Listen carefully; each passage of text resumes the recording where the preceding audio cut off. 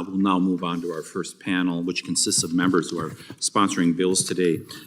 First of all, I'd like to recognize Representative Kiggans in regards to the MVP Act.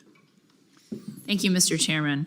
And I appreciate the opportunity to speak in support of the Military and Veterans and Parks Act, nicknamed MVP Act, after the invaluable role our service members play in protecting our great nation. As the wife of a veteran, the mother of future veterans, and a Navy veteran myself, I have a unique understanding of the issues plaguing this important population. As a geriatric nurse practitioner who spent years caring for our greatest generation, I've also seen the effects of not just physical injuries sustained on the battlefield, but combat-related emotional trauma, post-traumatic stress disorder, and countless other psychological wounds. These lasting scars make the already difficult transition back to civilian life that much harder for our veterans.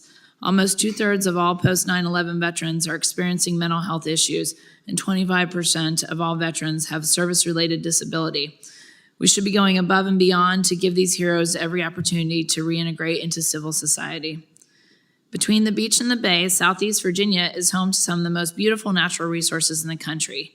Residents and visitors alike enjoy hunting, fishing, hiking, kayaking, camping, and countless other forms of outdoor recreation, often one of the many national wildlife refuges we have.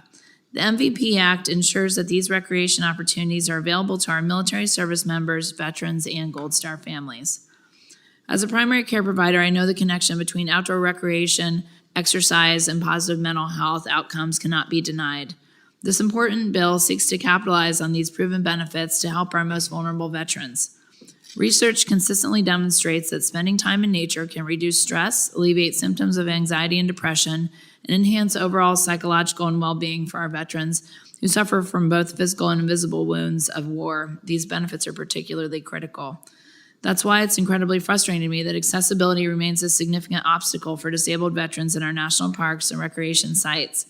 Steep trails, inaccessible facilities, and inadequate accommodations limit the ability of veterans with disabilities to fully enjoy all the fantastic recreation opportunities our federal lands have to offer.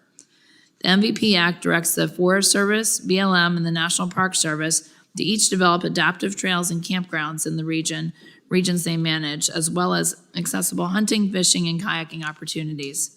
I cannot stress enough how important it is that we invest in infrastructure and initiatives that make our parks more accessible to those with disabilities, especially our veterans.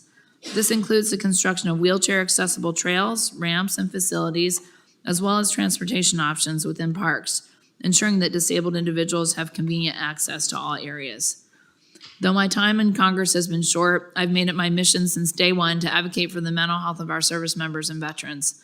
This goal impacts everything I do here in Washington, admittedly most of all in the Armed Services and Veteran Affairs Committees, but Virginia's 2nd District is home to more veterans than almost any other in the country, as well as some of the nation's most beautiful natural resources. Therefore, it is a great honor to be advocating for the MVP Act before this committee today.